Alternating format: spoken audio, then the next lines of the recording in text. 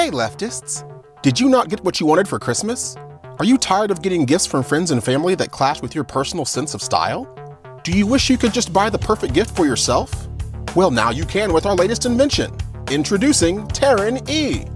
From the company that brought you Left E, Terran E is the latest companion robot guaranteed to give your perpetually embittered and largely unfulfilling life an extra spark of excitement. Like its future owner, Terran E doesn't work immediately, so some setup is required. But don't you worry, we've included a detailed setup guide for your convenience. Once your Terran E is set up and standing alone in a room, turn on CNN to begin the wireless charging process. Once it's fully charged, you'll see the eyes begin to dart around frantically looking for anyone to bark orders to. Now you're ready to enjoy hours of long-lasting fun. See someone living their lives and ignoring unconstitutional mandates? Terran E can recognize this dangerous behavior using AI and will call the police on your behalf. Infraction detected. Calling 911.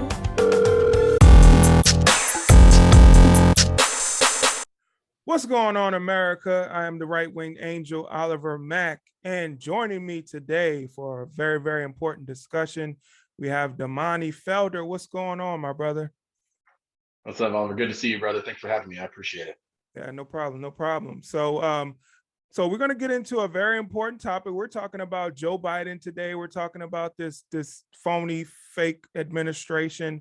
But before we get started, I wanted you to kind of give the audience a little bit of background about yourself and how you got started doing what you do. Because I'm telling you, if you have not seen Damani's videos, I don't know what you're doing with your life. I appreciate that. But no, I was raised in a conservative household, both my parents conservatives, but I really did not have that foisted on me. So I had the chance to go off to college myself. And I graduated in 2014 from Texas A&M University. And even then, towards the end of my college career, I started to fall for some of the liberal trappings of the time. That was kind of when Black Lives Matter was becoming to be more of an organization, or a sentient organization, as it were.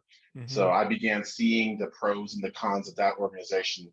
But I always had that conservative underpinning, sort of telling me what I knew was right. And then I had the social winds of change, if you will, trying to determine what I thought was right in the here and now, or at least what was socially acceptable to say. Right. So starting then, I began to speak out more on social media, just challenging my own friends to think about things a little bit differently after I had a come to Jesus moment of my own when I was following the Trayvon Martin situation. So after that happened, I realized that I had been duped by the mainstream media. Results never let it happen again. And ever since, I've been speaking out on my own social media profiles, started a YouTube channel with my older brother called The Wright Brothers. I started that almost 4 years ago now. So we've been creating content there. I'm on Instagram, TikTok, Facebook, YouTube, you name it. I'm there doing my best to speak truth and really analyze the world around us with critical thinking skills and try to apply a lens of objectivity to a world that has spiraled further and further out of control and into chaos. Right. Absolutely. Hey, and don't be modest, because you're also a movie star, right? No, I'm not a movie star. Was blessed to be a part of the Uncle Tom movie, and there's actually Uncle Tom 2 is due to be released this year. So awesome. We're looking forward to seeing how that all comes out. But every opportunity is a blessing. Opportunities like this is a blessing because we get a chance to actually come together and share our thoughts and hopefully inspire and invigorate others to continue to soldier on in this fight against the deep state, the new world order, and the dark spiritual forces that are out there. Yes, sir. Yes, sir. You speak 100% truth. And I appreciate that. So yeah, let's get started into this topic, man, because Joe Biden had a disastrous press conference, didn't he? Wasn't that the other day? That wasn't yesterday, right? It was the day before yesterday. About 2 days ago or so. 2 days ago. Yeah, he had a disastrous press conference where he was stumbling and stammering over his words. He couldn't make a complete sentence, and he said something that kind of led a lot of people to believe that he agreed with Donald Trump on the 2020 election results. It was a complete train wreck. I do my best to tune in whenever he is live just to shake my head and wonder how he got to this point. Yeah. Bear in mind, this was only the second solo press conference he'd done, and it was held almost on the 1-year anniversary of his installation as the leader of the formerly free world. Right. So just listening to him talk, you can't go more than a few sentences without making some sort of verbal faux pas. He can't really articulate his thoughts well. And he was talking about the legitimacy of elections, which is very interesting considering that for the last year or so now, anyone who disagreed with the results or questioned the results of the 2020 election was roundly impugned by the left and by the social media powers that be. Yep, you got Whereas banned for that. Yeah, but they were allowed to have carte blanche for the previous 5 years, questioning everything about Trump, questioning everything about the election, and never really even accepting those results. So the good news with all of this is that the left, I really think they realize the wheels are coming off, and they realize that only the worst type of person believes what a leftist says anymore. Yeah. Because it doesn't take very much effort for you to think back to a few years ago when they were doing the exact same things they now claim to be opposed to. So it's completely disingenuous at this point. Right. Now, do you notice any of your associates, any of your friends who may happen to be Democrat or may happen to be liberal? Do you notice them coming around and noticing what's going on with this administration and waking up? Have you seen any of that? I haven't so much seen that as I've seen incredibly deafening silence from those individuals. The silence in itself tells me all I need to know. Because you've got all these people saying, oh, Trump is a dictator, he's a fascist, he's going to do X, Y, and Z. And now you've got Joe Biden, who claims to want to bring us all together and unify us, doing everything in his power, him with Kamala Harris and the rest of the Democrat machine, doing everything in their power to segregate and subjugate and mandate how individuals go about their lives. And they're doing so intentionally because they know how damaging and deleterious a divided country can be. And they're doing everything in their power to maintain that as a status quo, at least through this year, because we all know the midterms are coming and they're starting to change their tune because they realize just how remarkably unfavorable they are with the average everyday man or woman here in America. Right. And speaking of Kamala Harris, for me, it seems like she tries to appropriate the angry Black woman persona, because when people are asking her about is she going to run is she going to be Joe Biden's running mate, she had this attitude with the reporter. And then we look at what happened with Charlemagne the God, and I'm just like, she is just so unlikable. It's ridiculous. Like, Hillary Clinton was the top-notch, unlikable political person. I think Kamala Harris has surpassed her. What do you think about Kamala Harris? Yeah, 100%. Kamala's a token. Anyone with a brain knows that she was selected just to inject a little melanin into an otherwise very bland ticket that the Democrats were going to put forward to the American people last year, or I should say 2 years ago now, 2 calendar years ago. But, for her, she vacillates back and forth between being the angry Black woman and between being the clueless thespian, because she'll stand there half the time and laugh or say things that don't make sense. There was a quote that she said a few days ago, and I can't remember exactly what it was. I think it was something like, the time to do the right thing is right now, and that is every day. Something extremely vague and stupid. Like, that doesn't make any sense to anyone. But she said it, and people just took it and ran with it, because people on the left, like I said before, they'd rather just be silent than really recognize this for what it is, which is the intentional destruction of America, our reputation with our allies and even foes around the world. And it's just incredibly disheartening to watch it happen in real time and know that these people are allowed to operate with impunity, while our individuals on the right are scrutinized to the nth degree over everything and anything. Right. Yeah, and it seems like the establishment, the mainstream media, like, they're really starting to disconnect from even the average Democrat. So when I'm looking at the responses to Kamala Harris from, like, if you go on any of these lefty platforms on Instagram, like the Shade Room, like, they have a disdain for this woman as well. They're not conservatives. They vote Democrat. They voted for her. But they have this disdain for her as well, because when she was running for president, no one wanted to vote for her. So you're installing this person, like you said, into this vice presidency that nobody likes, but the mainstream media thinks, and Democrats, politicians, big tech, like, they think that just because this is a person of color, that people are going to jump behind her. And I think in the past, that's what would have happened. Right? But I think we're shifting a little bit. I think people are starting to see what's going on, starting to wake up. But unfortunately, I don't think that the Republicans have all these candidates that the average Black person, the average Black Democrat or Black moderate can really get behind. What do you think about that? Do you think we need more or better representation on the Republican side? I would say to a degree, yeah. And that doesn't have to mean that you need more individuals who are women or who are Black or who are Hispanic or who are Asian to be running. You just need to make sure you have the right people who are running or who are already there in Congress and the Senate or, in the White House as well. And what we've gone through over this past year, calendar year at least, is a very thorough introspection of those individuals that we do have on our side right now. And we've had to ask ourselves some very tough questions. I'm talking about individuals like Ted Cruz, individuals like Alex Stovall up in Arizona, who was running and who was recently busted by Project Veritas. Yeah. Not just her, but even what's the name? The name escapes me. There's so many. Oh, Dan Crenshaw. I live in his district.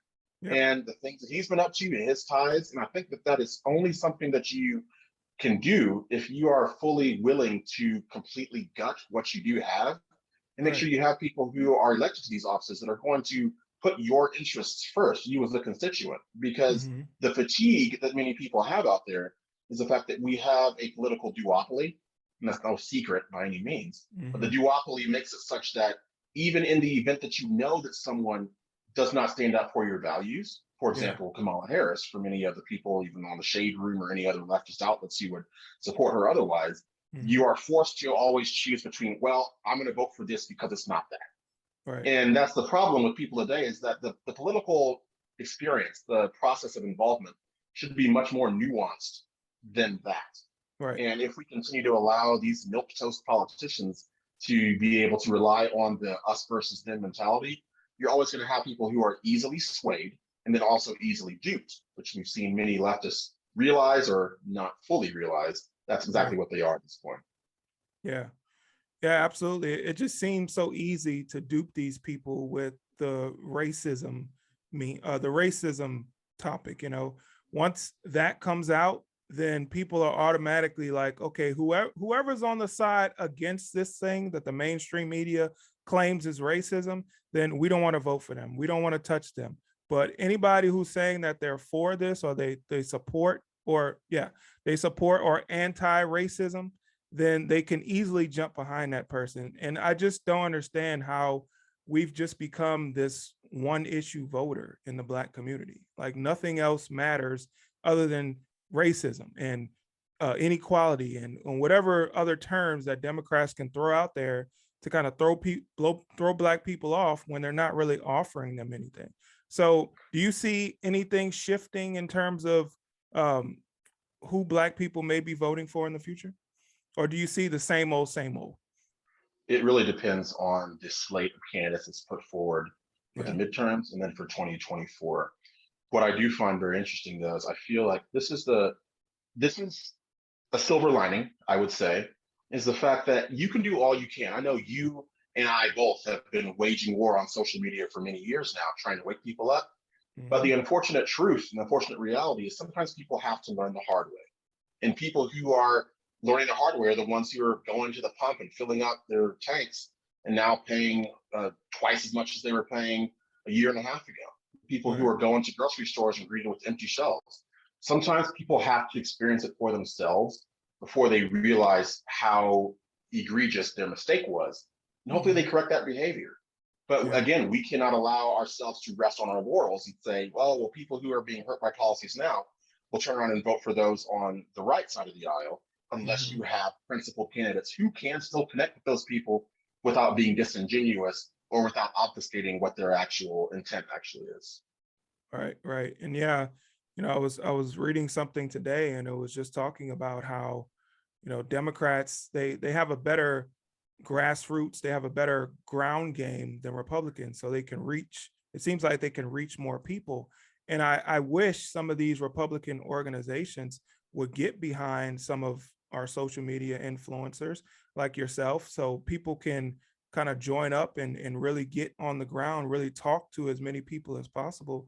Because I think that's the only way. Like we really need to reach people with our message, because the mainstream media has their message that Democrat is the right way to go, but the right and conservatives and Republicans really need to come out with their message and have people like us really push that on a bigger scale, because I think we're not on the large scale that we need to be because of social media censorship and things like that. So if we can really hit the ground, I think that would be beneficial for us. And you just said it yourself, social media censorship. Yeah. Even if the party, as it were, or the conservative side was to rally around individuals like yourself and myself, the issue is that we are beholden to social media companies who we know do not have our best interests at heart. Right. And that's where the real frustration sets in, because you have people out there who are genuine, who want to ask the hard questions, who work hard to create actually good content. But when you don't have a mechanism or apparatus or machine in place to bolster those voices, eventually, invariably, you're just going to have one person after another fall by the wayside and get deplatformed. And where does that leave you? You don't have anything else. And it's so frustrating, because I know we have very talented people out there on the right side of the aisle who probably could put together a rival. I know that there's groups like Rumble. It's one website. Rumble's a good website. People are working on Gab. People are working on Getter, and there's other alternatives. But unfortunately, we haven't quite got the right one yet that really can stand alone as a viable alternative. Therefore, where does that leave us? People like you and me, we have to play behind enemy lines on their own platforms and hope and pray every day that we're allowed to exist, and hopefully wake up more people as a result of still being there. Right. And speaking of Getter, so have you heard about their policies, and how do you feel about that? Because it seems like they would be the viable alternative to Twitter, but they said they also ban for hate speech. So what do you think about Getter and platforms like that? Yeah, companies like Getter, platforms like Getter, they can't get out of their own way, because invariably a situation will arise wherein their tolerance for free speech is going to be tested. And the problem with free speech as an entity or as a concept today is the fact that free speech can be whatever you want it to be. Exactly. It might hurt your feelings, but guess what? It's free speech. You have a freedom to say it. So even if I have someone on Getter, for example, who decides that they want to use the N-word or whatever, am I going to like it? No. Is it going to ruin my day? No. Do they have a right to say it? Yeah. Do they have a right to reap the repercussions of making that poor choice? Yes, as well. But when you have companies step in and become the arbiters of what is allowed to be said or not, you're always going to go down a slippery slope where eventually censorship of whatever ideas you don't like as a company are going to be your primary objective, and no one ever wins under that model. Yep, absolutely. I myself, just like you, believe that free speech is free speech. So people should be able to say whatever they want. And these companies need to trust that the people who are on these websites will stay away from people like that, right? So if you have somebody on Getter who happens to be a white supremacist, right? So if they come out and they talk, all this crap about Black people or whatever, and say these negative things about Black people, the company should trust that the majority of the population will stay away from that page. The majority of the population won't follow that person. So that person may have an audience, but it could be a small audience. And I think we just need more trust as a country like that. It just seems like that's what's going on as a country. Our government, our social media institutions, everywhere, they just do not trust the American citizens to make the right choice for themselves, for their family. And it's just leading to this tyranny that we're seeing with the Biden administration, with these mandates. I know you're a person who's definitely against those mandates, but it has a big impact on people across the country. Now, I know the Supreme Court, they shot down Biden's federal mandates and stuff like that, but they allowed the mandates for healthcare workers.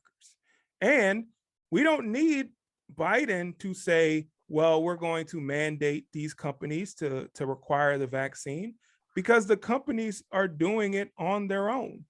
So what do you think about that?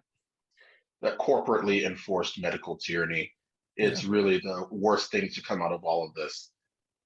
I feel like as a society, Americans have a problem with always wanting to protect themselves from any sort of retribution, or always wanting to be told what to do. Yep, There's a certain degree of comfort that comes with being told what to do, because Right. when you have literal or figurative marching orders, it makes compliance very easy. You feel safe and reassured. If I just do these things, then I'll be okay. But we Right. all know that life isn't that simple.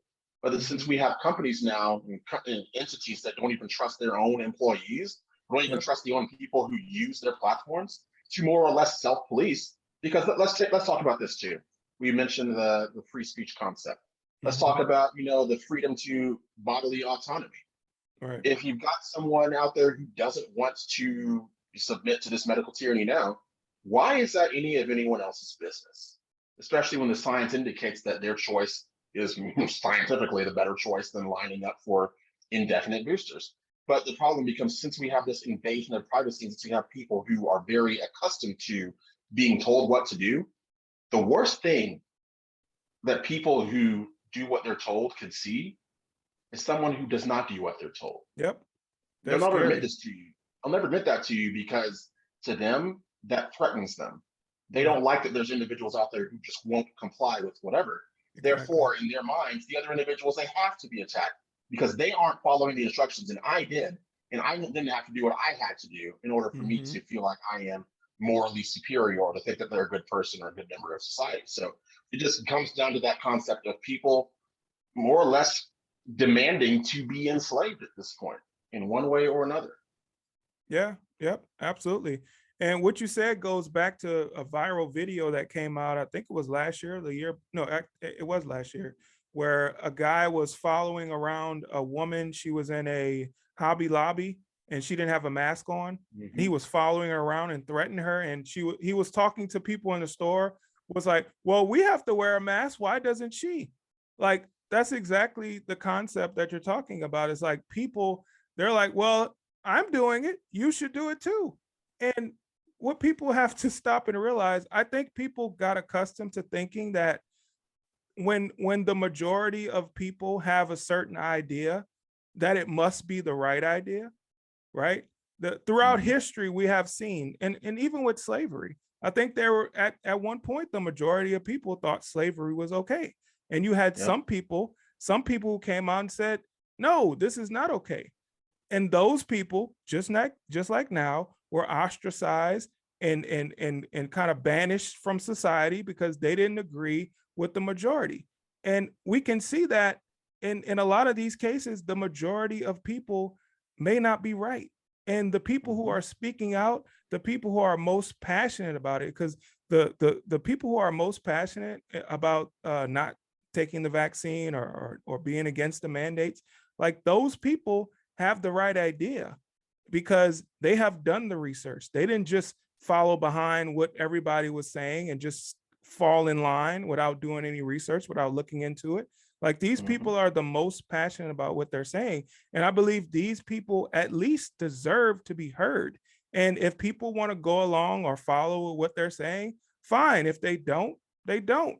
But at the end Yep. of the day, it's their decision. It's my decision who I want to take advice from. If I want to take advice from my doctor, that's my decision. If I want to take advice from somebody on YouTube, that's still my decision. So no social media company or politicians should tell me how I need to think. And that's exactly what's going on. They're trying to tell us how we should think. And this has been going on for years. And you know what? You nailed it there, because what you exposed was the difference in the two camps right now. Yeah. On one side, you have a group of people who want to be told what to think. On Mm-hmm. the other side, you have people who are willing to explore and do research and find the answers. Right. Which one takes more effort? It Right. takes far more effort to challenge and question and ask for more information and do your Yep. own research and dive deep into the data than it Yeah. is to say, oh, put on a mask. Okay, I'll do it. That's very Right. easy. It doesn't require any sort of critical thinking skills whatsoever. Right. Therefore, it's the path of least resistance. But Right. because we have so many people who do view the government as, the nanny of their own lives, then it's easier to say, do this, do that, and people just comply, than it is to ask the question why. Right. That's really what it boils down to at this point. Yeah, and just to think about what you said when you said people view the government as their nanny and they want the government to tell them what to do. It's kind of crazy that they only want the government to tell them what to do when the person they voted for is in office. And hmm and the only thing that changed was the president, right? So you still Yeah. have a lot of people that are in the Senate, in the House, making the decisions. But when Donald Trump was president, we don't trust the government, right? hmm The government can't tell us anything. We won't do anything the government is talking about. But all you got to do is replace Donald Trump with Joe Biden, and all of a sudden, the government knows best. Whatever the government says, we're going to do. And I'm like, this has to be the craziest thing I've ever seen in my life. These people are just tribalists. They don't do any research. I would say they're lazy. A lot of these people who just fall in line and do whatever they're told, they're lazy. It doesn't require any thinking to just do what you're told. Just like a child's life is easy because a lot of the decisions that they're made for them, right? Yeah. You tell them what time they need to go to bed. You tell them what time they need to wake up. You tell them what time they need to eat dinner, eat lunch. And I think a lot of people, they want to be treated like children. Like just tell me what I need to do. That's more comfortable for me, right? People want to live hmm this comfortable life, like being in prison. Like that's what Yeah. it just feels like. Yeah, they would rather be in prison. They would rather be enslaved. And just like that famous quote that they said Harriet Tubman said that, well, I guess this doesn't have anything to do with it, but it's kind of like when you're talking about slavery and people who don't know they're slaves. Like she said, I would have freed more people if had they have known they were slaves. And I think Yeah. I think that's the motto of a lot of conservatives today. Like I would love to free more people from this Democrat enslavement, this media enslavement, but they don't know that they're enslaved and they don't know what's going on around them. It's really unfortunate, and that's where it becomes very difficult to do your best to soldier on, even when this starts to affect your own friends and family. I have Mhm. heard that quote attributed to Harriet Tubman. There's much hot debate about whether or not she Yeah, that's said what it. I was saying. I don't know if she said it, but they said she said Thing it. is, the thing is, it doesn't even matter. The words ring true, Yeah. and that's what's most important. Is some people don't know they're asleep. Some people aren't ready to be unplugged, Mhm. and when they're not, all you can do is really hope and pray that they will come around one day. But that shouldn't change your own vim and vigor to go out and seek the truth and speak the truth. It Yeah. might come at a high cost. I know I have family members who won't speak to me, Yeah. and that's just a price I'm willing to pay because I know that I'm right. The facts bear me out, and I just hope and pray that they'll be okay and ready to come back around when the time is right for them. But we Yeah. have to keep our foot on the gas. We have to keep moving forward, regardless of the battle scars that we accumulate, because what we're fighting for is bigger than just you and me. It's for the Mhm. country. Obviously, we're fighting for Jesus Christ as well, Right. and we are his foot soldiers in this, and we can't lose sight of that just because of a little bit of inconvenience. Right. Yeah, and I know we're on the right side of history. Like that's automatic. You can tell the facts bear it out. Anyone in history that has been in favor of tyranny and people telling you what to do and you not having autonomy over your own body, like those people have always been the bad guy, right? Those people hmm have always been the people that the heroes are trying to defeat. So I know for a fact I'm on the right side of history. I've lost friends when I came out as a conservative, and I say came out. It's kind of like it's worse than being coming out as gay, being a conservative, because people will ostracize Yeah. you and they will really throw you away. So it's even worse than being gay coming out as a conservative. But I've had some friends that don't even talk to me anymore, and I was just kind of wondering, like, okay, they have to see what's going on with this Biden administration. Like they have to see by now that I wasn't wrong when I came out and voted for Trump. Like I didn't vote hmm for Trump because I hate black people or I'm this xenophobe or homophobe or whatever. Like no, I came out and voted for Trump because I saw the writing on the wall with Joe Biden. Everything hmm that's going on now, people in the conservative movement have talked about it during the election. This is what's going to happen if you vote for Biden. And guess what? We were right. But Yeah. unfortunately, there are so many people that are still riding the Biden train. Like, I just don't Yeah. understand. They're still riding the Biden train and they won't get off because they would hate to say, hey, I was wrong. Yeah. Because that's really what it comes down to. People don't have that humility anymore. There have Yeah. been times when I've been wrong myself. And even when I was introducing myself, I mentioned, I almost fell for BLM propaganda myself. I Yeah. had to have a moment where I realized, okay, I was wrong about this. There's new information. Okay, let's just keep going forward now that I know that. But Right. people are so entrenched now. And what's even worse, too, is because of the two-party duopoly. But I Mhm. guarantee you will happen when the midterms roll around and when 2024 rolls around, is people even who may have voted for Biden and suffered under his regime will Mhm. still choose to vote against whoever the other side chooses to nominate, because to them they'll say, oh well, they didn't get this passed. If they could have only gotten this passed, life would have been better. Not even realizing that you're lucky life is as it is right now. It could be Right. much worse. But Yep. because people don't follow their pride, don't have humility, don't have any sense of what it means to be a critical thinker, they're going to continue to play this blame game, pointing fingers until the cows come home, because they cannot accept the fact that they might have been wrong. And it's just very, very much a shame to see. Yep. It sure is. It sure is. And it kind of upsets me a little bit because, I've had friends that I had for over 10 years that aren't talking to me because I voted for Trump, and they don't see it. But hey, it's okay. When you know you're right, when you know you're doing the right thing, when you know you have God on your side, and I believe God is ordering my steps and telling me, hey, this is what you need to do. This is, the path that you need to take because you're here to help people. And when you truly believe that, then it doesn't matter who stops being your friend. It doesn't matter what family members don't talk to you, because you're doing what's right. So I Absolutely. wanted I wanted to, before we close out, just wanted to kind of touch on this year's election. So do you have hope for 2022? Do you have hope for this year's election that we're going to take the House, take the Senate, or do you feel like there's, Democrats is just going to be the same old thing? I do have hope. Hope is what keeps me going day in and day out.